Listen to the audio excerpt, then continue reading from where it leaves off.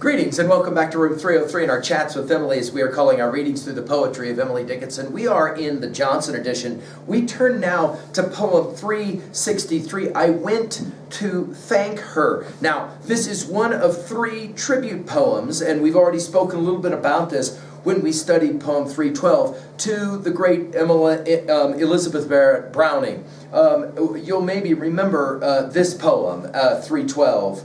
Her last poets ended, silver perished with her tongue, not on record bubbled other flute or woman so divine, not unto its summer morning robin uttered half the tune, gushed too free for the adoring from the Anglo-Florentine, late the praise, 'tis dull conferring on the head too high to crown, diadem or dusel showing, be its grave sufficient sign, not that we no poet's kinsmen suffocate with easy woe.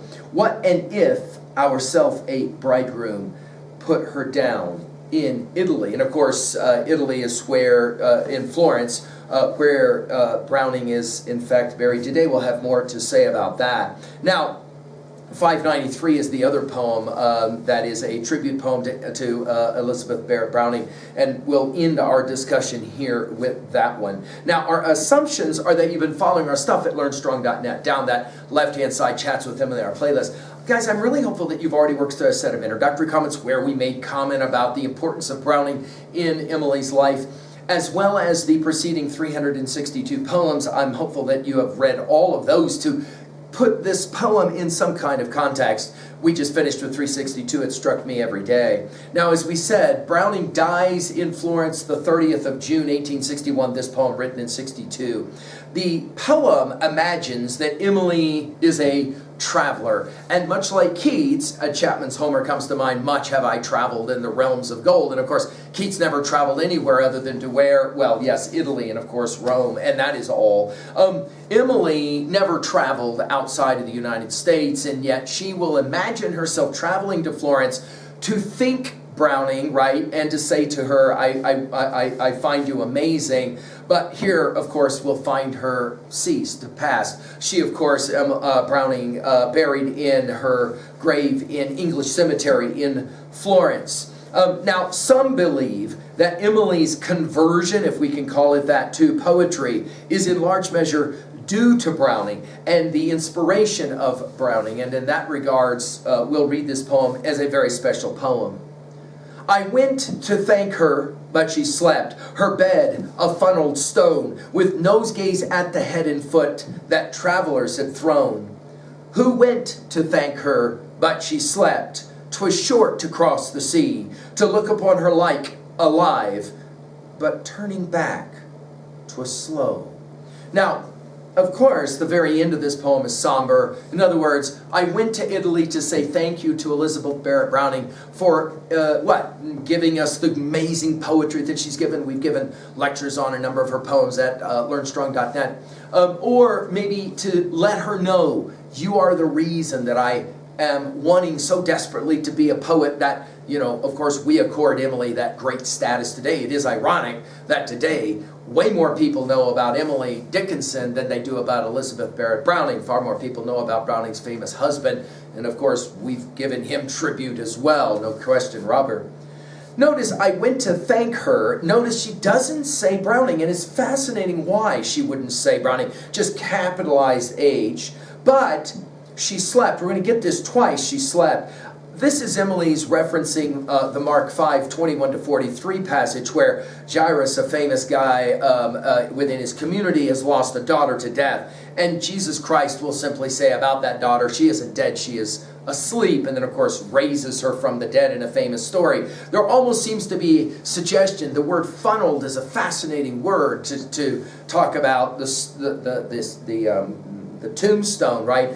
Her bed, a funneled stone, only used one time in her poetry, and it's here. With nosegays, that'll take us back to poem 95, with nosegays at the head and foot that travelers had thrown. And of course, even today, if you find yourself in Florence, many people will go to the cemetery to pay tribute specifically to Elizabeth Browning, who went to thank her. Again, notice Both times it is to thank her, which begs the question, why would Emily need to think in any way Elizabeth Browning? Like, why? And the answer, I think, here is, for many scholars, the legacy of the great poets that are especially female poets is slim for Emily. She's not going to find a lot of them. And one of the great ones, obviously, there are others, George Eliot comes to mind, others, but for Emily, the poet that is the most prescient is Elizabeth Barrett Browning, who went to thank her, but she slept. 'Twas short to cross the sea. In other words, it didn't take long for me to get to Florence, to cross the sea, to look upon her like alive, but turning back, 'twas slow. In other words, it wasn't a short journey, it was a long journey, because, of course, the great Elizabeth Barrett Browning has passed. I think at 3a, the point that she's making in this poem is that it is hard to say goodbye to the great, to the influential artists, and especially to the ones that we know have somehow affected our life. To be the sad, the tragic voice, the tone, especially the last couple of lines of this poem, are compelling. At 3a, well, we'll read the third of these tribute poems, 593, in more detail when we come to it, but let's just enjoy it now to set this poem in context.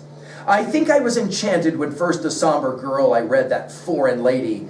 The dark felt beautiful, and whether it was noon at night or only heaven at noon, for very lunacy of light I had not power to tell. The bees became as butterflies, the butterflies as swans approached and spurned the narrow grass, and just the meanest tunes that nature murmured to herself to keep herself in cheer I took for giants practicing Titanic opera. The days to mighty meter step, the homeliest adorned as if unto a jubilee. 'Twere suddenly confirmed. I could not have defined the change, conversion of the mind, like sanctifying in the soul is witnessed, not explained. 'Twas a divine insanity, the danger to be sane, should I again experience. 'Tis anecdote to turn to tombs of solid witchcraft, magicians be asleep, but magic hath an element like deity to keep. It's maybe of the three poems the most majestic tribute poem. And of course at 3a we can think again of Florence, the grave, a grave on which to rest from singing, the famous line. Emily's grave comes to mind, of course, in West Cemetery of Amherst, where the only words there other than the dates are the words called back, which is a fascinating two words. We'll probably have more to say about that through our study of these poems. Finally, to own a poem like this at 3b, who is your Elizabeth Barrett Browning? Who is your muse? Who is the one that motivates you? And is it possible that for a few of you, it's Emily, or soon will be? Thank you.